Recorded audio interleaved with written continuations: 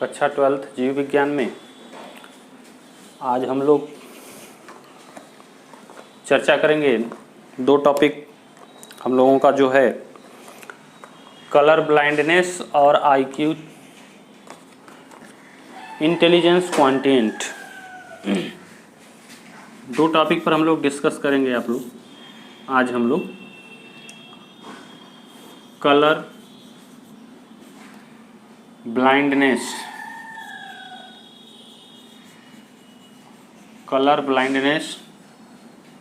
और इंटेलिजेंस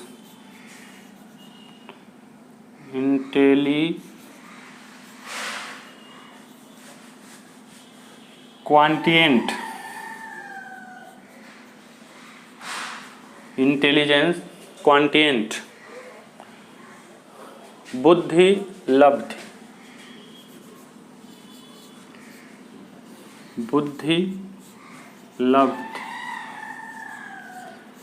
लब्धि और वर्णांधता।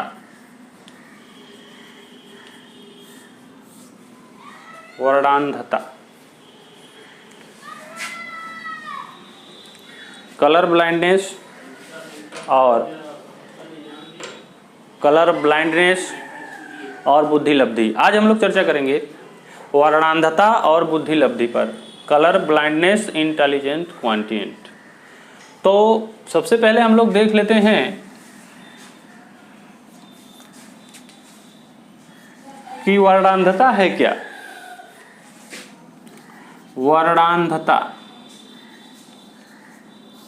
वर्णांधता एक आनुवंशिक रोग है जिसको हम लोग कलर ब्लाइंडनेस कहते हैं।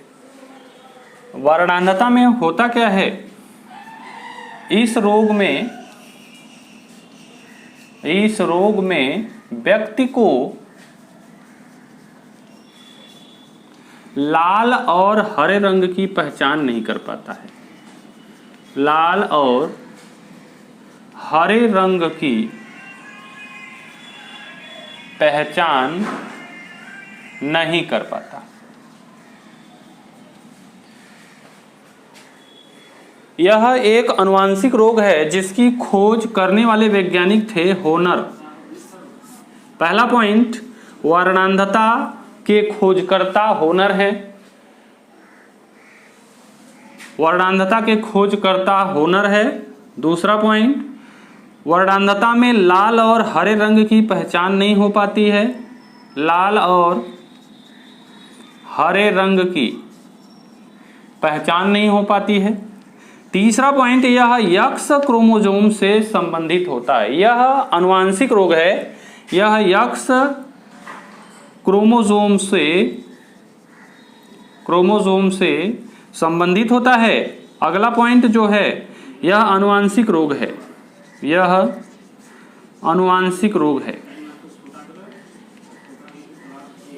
तो यहां पर इस टॉपिक को हम लोग पॉइंट वाइज भली प्रकार समझ गए कि वर्णांधता एक आनुवंशिक रोग है। इस रोग में किसी भी व्यक्ति को जिसको यह हुआ रहता है वह लाल और हरे रंग की पहचान नहीं कर पाता है। और इसके खोजकर्ता जो हैं होनर हैं। होनर नामक वैज्ञानिक ने वर्णांधता रोग को खोजा था। उसके बाद यह एक्स गुणसूत्र से संबंधित यह रोग है, जो एक्स गुणसूत्र से संबंधित है, और यह आनुवंशिक रोग है जो माता पिता से उनके बच्चों में ट्रांसफर होता है। ठीक है। तो अब इसके बाद हम लोग देखते हैं चार्ट के माध्यम से कि एक सामान्य पुरुष और एक वर्णांध महिला का विवाह होता है तो उसके जो बच्चे होंगे वो किस तरीके के होंगे, यानी उसमें रोग आएगा कि नहीं आएगा। या तो एक कैरियर फीमेल है और एक नॉर्मल मेल से उसका विवाह होता है तो उसके बच्चों में क्या रिजल्ट आता है, उसको हम चार्ट के माध्यम से देख लेते हैं। तो यहाँ पर हम लोग देखते हैं ये कैरियर फीमेल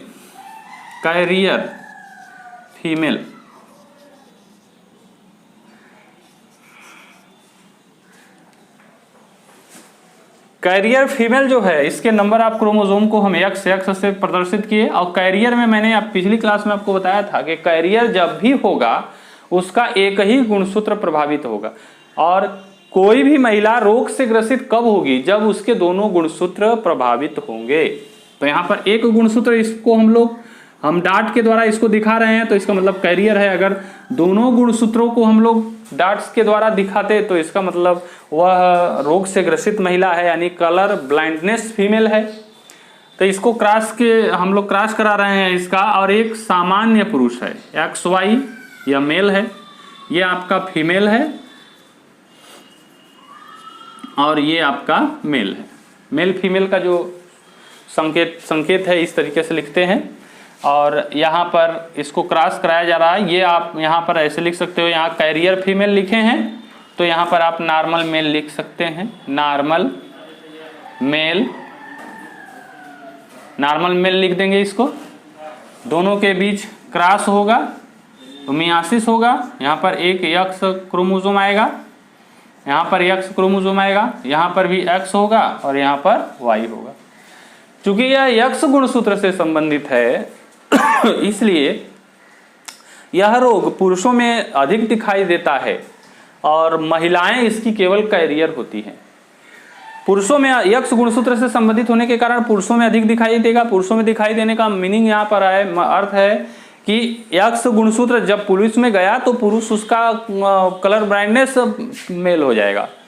अगर महिला है तो महिला में एक गुणसूत्र अगर प्रभावित है तो वह कैरियर ही रहेगी और जो महिलाएं होती हैं वो अधिकतर कैरियर ही होती हैं। यहाँ पर इसको इस तरीके से मिला देंगे तो X हो जाएगा, इसको इस तरीके से मिलाएंगे तो XY हो जाएगा, इसको इससे मिलाएंगे तो X तो ये हो गया आपका कैरियर।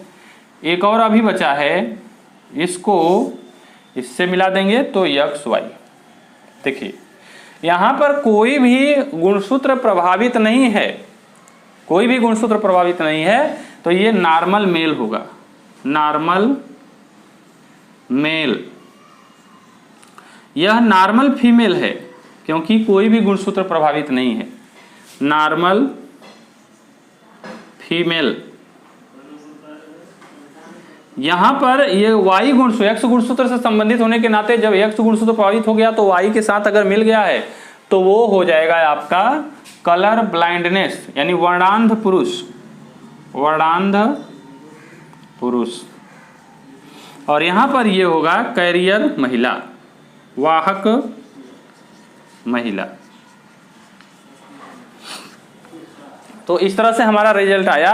परीक्षा में क्वेश्चन क्या आएगा?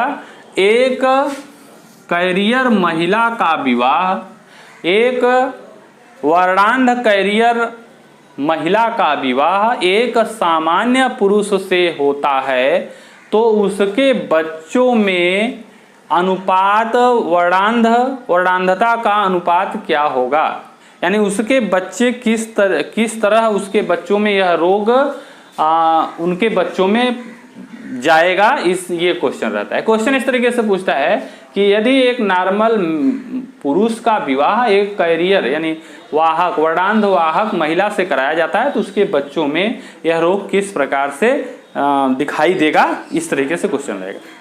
दूसरा क्वेश्चन हम एक यही क्वेश्चन बनाते हैं जहां पर कैरियर फीमेल है, यहां पर हम लोग कह देते हैं कि वो वर्णांध फीमेल, तो दोनों गुणसूत्र इसका प्रभावित हो जाएगा।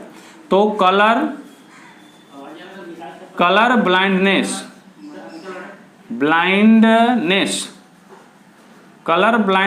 फीमेल यानी वर्णांध महिला हो गई, कलर ब्लाइंडनेस यानी वर्णांध महिला हो गई। और नॉर्मल मेल का विवाह कराया जा रहा है। एक वर्णांध महिला का विवाह एक सामान्य पुरुष से कराया जाता है। एक वर्णांध महिला का विवाह एक सामान्य पुरुष से कराया जाता है तो उसके बच्चों में कौन सा लक्षण दिखाई देगा, यानी उसके बच्चों का अनुपात क्या होगा। तो यहाँ देख लेते हैं, यहाँ से ये गुणसूत्र यहाँ आएगा, एक गुणसूत्र यहाँ आएगा। तो यहाँ पर मैंने बताया कि जब कलर ब्लाइंडनेस महिला हो गई, जब कलर ब्लाइंडनेस महिला हो गई तो इसके दोनों गुणसूत्र प्रभावित हुए। और दोनों जब गुणसूत्र प्रभावित हुए तो दोनों को डार्ट से दिखाएंगे हम लोग। तो यहाँ डार्ट से मैंने दिखा दिया है। अब नॉर्मल पुरुष है, सामान्य पुरुष है, तो सामान्य पुरुष में क्या होगा? सामान्य पुरुष में होगा कि इसके गुणसूत्र दोनों जैसे रहेंगे वैसे ही होंगे। तो यहां से इसको क्रॉस कराए हैं, फिर यहां पर तो एक ही रहेगा, इसका इससे क्रॉस कराएंगे तो यहां पर आप देखेंगे यहां डॉट लगा है तो यहां भी डॉट लग जाएगा, और यहां से इसका कराएंगे तो यहां भी डॉट लग जाएगा एक पर, और इससे कराएंगे तो यहां पर डॉट लगा ही है। यानी जो नॉर्मल मेल यहां पर था, अब यहां पर कलर ब्लाइंडनेस मेल होगा, कलर ब्लाइंडनेस मेल हो जाएगा। या नॉर्मल फीमेल जो थी वो नॉर्मल नहीं रह जाएगी, अब एक गुणसूत्र प्रभावित है तो यहाँ पर कैरियर हो जाएगा, कैरियर फीमेल हो जाएगा। यहाँ पर वर्णांध पुरुष है, ये भी आपका वाहक महिला है। यानी इस तरह से अगर इनका विवाह होता है तो कोई भी दो ठो इसमें फीमेल जो होगी वो कैरियर होगी, कैरियर फीमेल कैरियर फीमेल, वर्णांध पुरुष।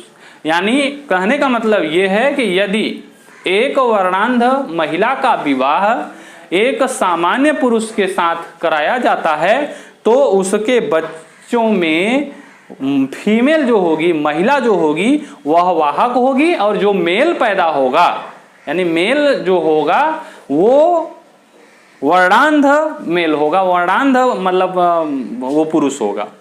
यानी महिला जितने भी अगर उनके बच्चों में जितने भी फीमेल होंगी वो सब वाहक होंगे, क्योंकि उनके एक ही गुणसूत्र प्रभावित है, और चूंकि यक्ष गुणसूत्र से यह रोग संबंधित है इसलिए जो मेल होगा वह आपका कलर ब्लाइंडनेस मेल होगा। तो इस तरीके से दो ठो उदाहरण मैंने दिया है। इसके बाद हम देख लेते हैं वो क्या कहते हैं बुद्धि लब्धि।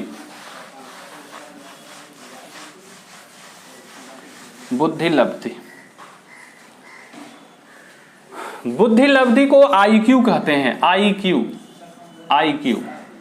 इंटेलिजेंस क्वांटिएंट,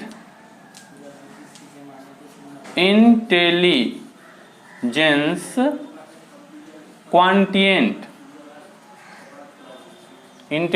क्वांटिएंट। तो बुद्धि लब्धि होती क्या है? IQ equal to mental age upon real age into 100, ये फार्मूला है। यानी इसको हम लोग कह सकते हैं बुद्धि लब्धि बराबर मानसिक आयु बटे वास्तविक आयु इंटू 100।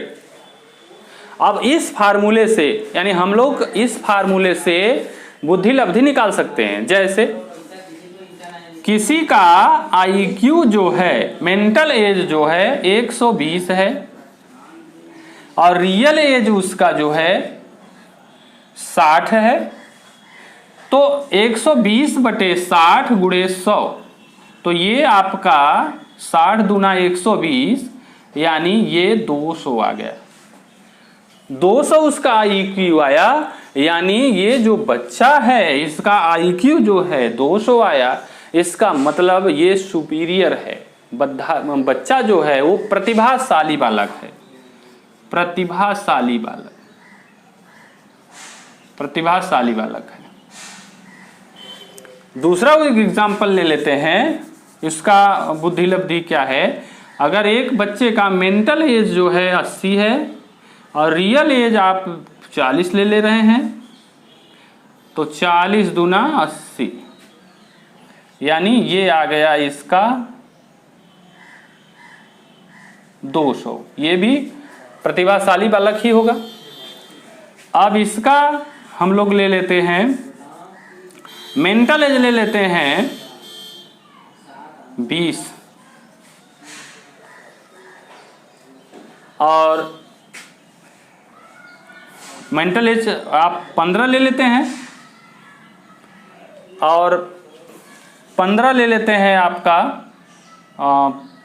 15 नहीं 5 ले लेते हैं, तो 5 त्याई 15 300 आ जाएगा। कुल मिला के कहने का मतलब ये है कि मेंटल एज अगर मालूम है, रियल एज मालूम है, मेंटल एज मालूम है, रियल एज मालूम है, तो किसी भी बच्चे का हम लोग इंटेलिजेंस क्वांटिएंट देख सकते हैं। अब देखते हैं चार्ट के माध्यम से कि कितना IQ लेवल अगर बच्चे का आ रहा है तो उसकी बुद्धि लब्धि क्या है और वह किस तरीके का बच्चा है। Mental IQ equal to mental age बटे रियल एज इंटू 100 होता है इस फार्मूले से। तो अगर IQ चार्ट हम देखना चाहें, IQ चार्ट अगर देखना चाहेंगे तो 140 से IQ जिसका अधिक होता है वो बच्चा सर्वबुद्धिमान होता है, सर्वबुद्धिमान, जिसको हम लोग जीनियस कहते हैं, जीनियस। उसके बाद 110 से 139 जिसकी बुद्धि लब्धि होती है वह बच्चा सुपीरियर होता है, बुद्धिमान। उसके बाद 90 से 109 तक जिसकी IQ होती है वो बच्चा औसत बुद्धिमान होता है, नॉर्मल। इसके बाद 70 से 89 तक जिसका होता है IQ वो डल होता है, डल माने सुस्त। और 50 से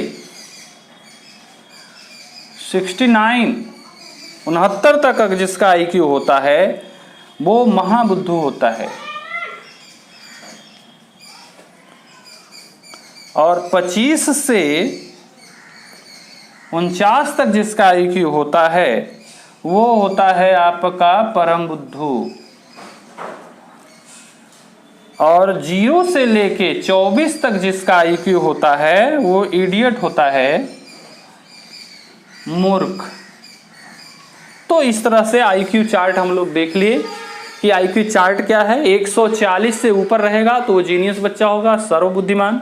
110 से 139 रहेगा तो सुपीरियर बुद्धिमान होगा। 90 से 109 तो नॉर्मल होगा, समान। औसत बुद्धिमान इसको हम लोग कहेंगे। 70 से 89 होगा तो सुस्त होगा। 50 से 69 होगा तो महाबुद्धू होगा। 25 से 49 होगा तो परम बुद्धू होगा। 0 से 24 होगा तो मूर्ख होगा। तो इस फार्मूले से हम लोग निकाल सकते हैं उसका IQ कितना आ रहा है, मेंटल एज कितना है, रियल एज कितना है। मेंटल एज रियल एज में भाग देंगे, मल्टीप्लाई 100 का करेंगे तो जितना आएगा IQ उस हिसाब से उस बच्चे को हम लोग क्लासिफाइड वर्गीकृत कर सकते हैं कि वह किस कैटेगरी का बच्चा है, मूर्ख है, बुद्धिमान है, औसत है या परम बुद्धू है। इस तरह IQ चार्ट से हम लोग देख सकते हैं। आज के लिए इतना ही।